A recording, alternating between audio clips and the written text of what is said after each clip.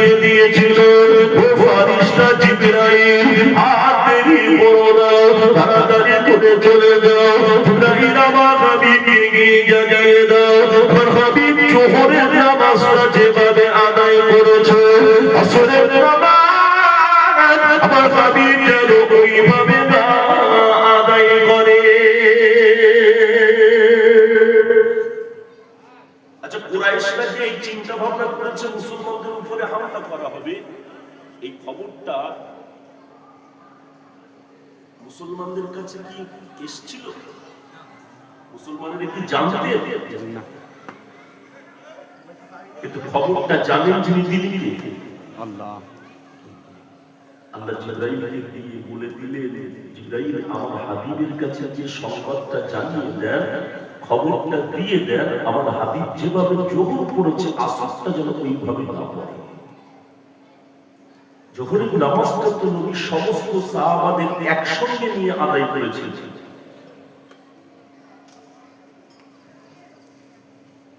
আল্লাহ জানিয়ে দিলেন হে আমার হাবিব আপনি জোহরের নামাজটা যেভাবে পড়েছেন আসরের নামাজটা আপনি ওইভাবে পড়বেন না।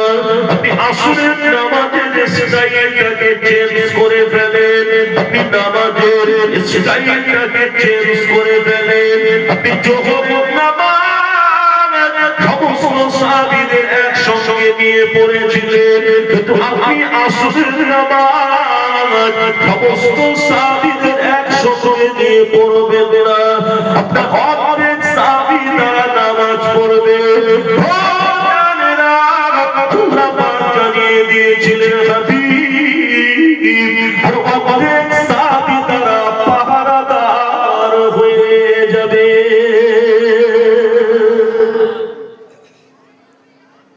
একসঙ্গে পড়ব সুরক্ষাদের সোনা মালিকেরা আবার অর্ধেক পড়লেন, অর্ধেক সাহাবী নামাজ পড়লেন আর অর্ধেক পাহারাদার। এখন কুরাইশরা চিন্তা করেছে কি আমরা যে নিজেরাই আলোচনা করেছি এই খবরটা মুসলমানরা জানতো কিভাবে? এখন যিনি জানিয়ে দিয়েছেন তিনি কে? আল্লাহ। সুরক্ষাদের সোনা মালিকেরা আবার বড়দের তুলিরা নামাজ আদায় করে। দেখতে পাওয়া গিয়েছে আল্লাহ রাসূল সাহাবীদেরকে ডেকে বলছেন সাহাবীরা ওরা তো কোরাউল গামিমে দাঁড়িয়ে রয়েছে। এখন কোরাউল গামিমে যেতে গেলে আপনার মক্কায় যেতে গেলে এই কোরাউল গামিটা মক্কার রাস্তাতেই পড়বে। আল্লাহ নবী সাহাবীদেরকে ডেকে বললেন সাহাবীরা আমরা তো এখানে যুদ্ধ করার জন্য আসিনি, আমরা তো ওমরা করার জন্য এসেছি। অর্থাৎ এই রাস্তাটা দিয়ে না গিয়ে আমরা অন্য রাস্তা দিয়ে মক্কায় বাইতুল্লাহ শরীফে চলে গেলেন।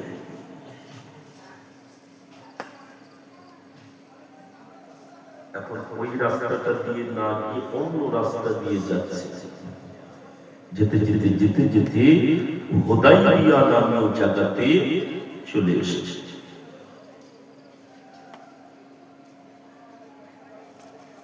আল্লাহ নবী হুদাইবিয়াতে এসেছেন, এই খবরটা মক্কার কুরাইশদের কাছে চলে আসলেন। মক্কার কুরাইশদের কাছে এই খবরটা চলে এসেছে।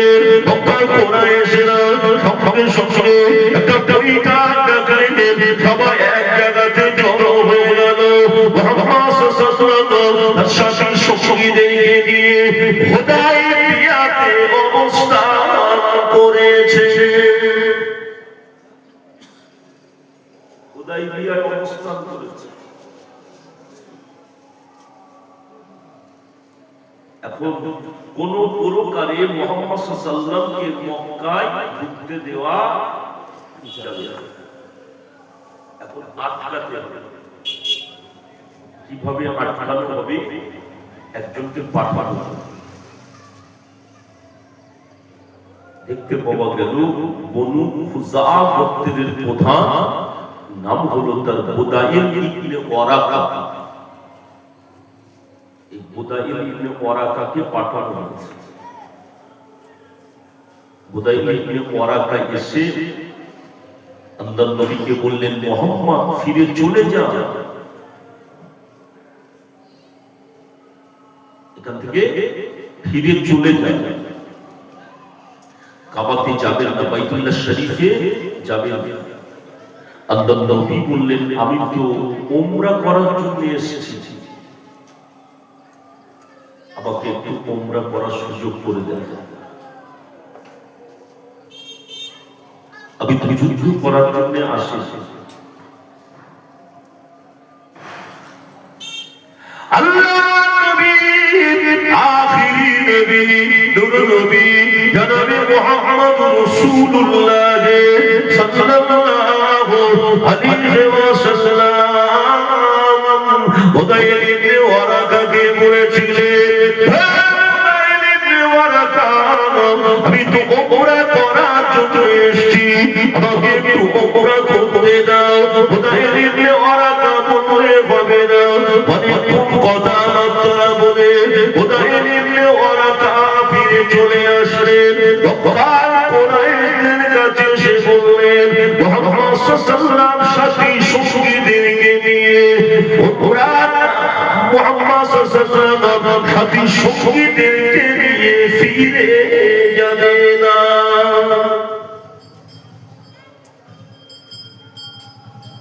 বললেন, ওনাকে উনি সাথী সঙ্গীদেরকে নিয়ে উমরা না করে আপনার সাথী সঙ্গীদেরকে নিয়ে উনি ফিরে যাবেন না।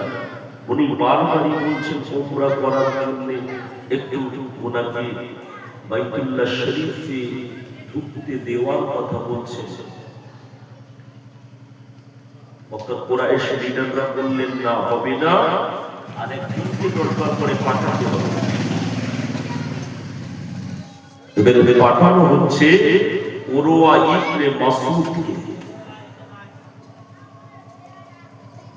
উরওয়া ইবনে মাসউদ সাকাফিকে পাঠানো হচ্ছে। এখন এবারে এসছে উরওয়া ইবনে মাসউদ সাকাফি। উনি এসে বললেন, মুহাম্মদ ফিরে চলে যান। এই তো 1400 লোক, 1400 লোক যদি যুদ্ধ বেঁধে যায়, কেউ আপনার পাশে থাকবে না, সব পালিয়ে যাবে। অর্থাৎ আপনি আপনার সাথী সঙ্গীদেরকে নিয়ে চলে যাবেন। কত বছর চলেছে, সাথী সঙ্গীদেরকে নিয়ে চলে যাবেন। এখন এই কথাটা যে বলছেন আল্লাহর রাসূলের সাহাবী হযরত আবু বকর সিদ্দিক রাদিয়াল্লাহু তাআলা আনহু নবীর পাশে তখন আছে।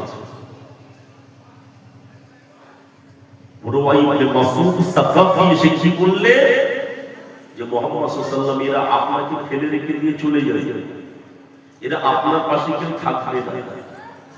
আচ্ছা, নবী সাহাবীর সামনে, সাহাবীদের সামনে যদি এরা এরকম কথা বলে, তাহলে সাহাবীরা চুপ করে থাকবে বলে মনে হয়? আবু বকর সিদ্দিক রাদিয়াল্লাহু তাআলা আনহু তো নবীকে জীবনের থেকে বেশি মহব্বত করে মনে কম, জীবনের থেকে বেশি মহব্বত করে।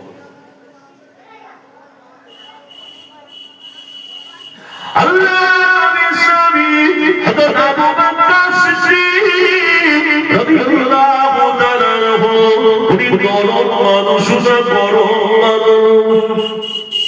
আবু বকর নরম না গরম? খুব নরম মানুষ, কিন্তু ওই দিন খুব গরম হয়ে গেল।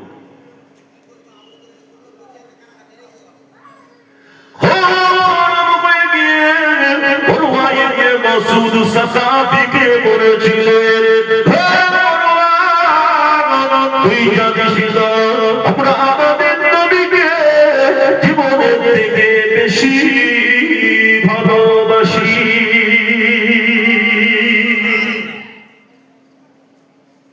এখানে আরেকটা কথা উরওয়া ইবনে মাসউদ সাকাফিকে বলেছিলেন, আবু বকর বলেছিলেন, যা তোর লাতের যে অঙ্গ গিয়ে চাটকে যায়। আবু বকর হুজুর খুব গরম হয়ে গেছে। এই কথাটা বলার পরে আপনার দেখতে পাওয়া গিয়েছিল উরওয়া ইবনে মাসউদ জিজ্ঞাসা করেছিলেন ইনি কে? সবাই বললেন ইনি হলেন আবু কুয়াফার পুত্র। উরওয়া ইবনে মাসউদ সাকাফি বলেছিলেন আজকে আমি ছেড়ে দিতাম না, তবে ছেড়ে দিয়েছি, তুমি আমার জীবনে উপকার করে রেখেছিলে। আবু বকর হুজুর নবীকে জীবনের থেকে বেশি মহব্বত করে, আর এরকম কথা যখন আপনার উরওয়া ইবনে মাসউদ বলেছেন, আবু বকর হুজুর তো গরম হয়ে উরওয়া ইবনে মাসউদ সাকাফি ওই সময়তে ফিরে চলে আসলেন।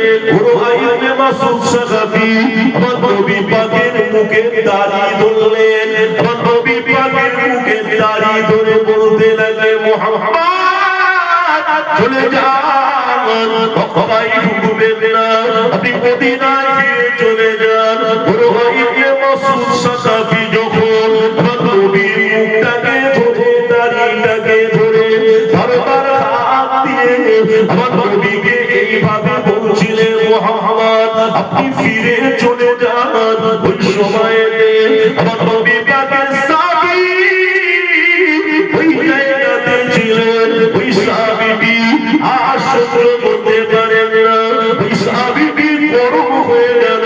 উরওয়া ইবনে মাসউদ সাকাফিকে বলেছিল, হে উরওয়া ইবনে মাসউদ সাকাফি, আমার নবীর মুখে থেকে হাতটাকে নামিয়ে নে, আমার নবী পাকের মুখ থেকে হাতটাকে নামিয়ে নে, তাহলে আমি আমার এই করোনাটাকে ওর গলা থেকে ধর, হাত থেকে গলাটাকে নামিয়ে নেব।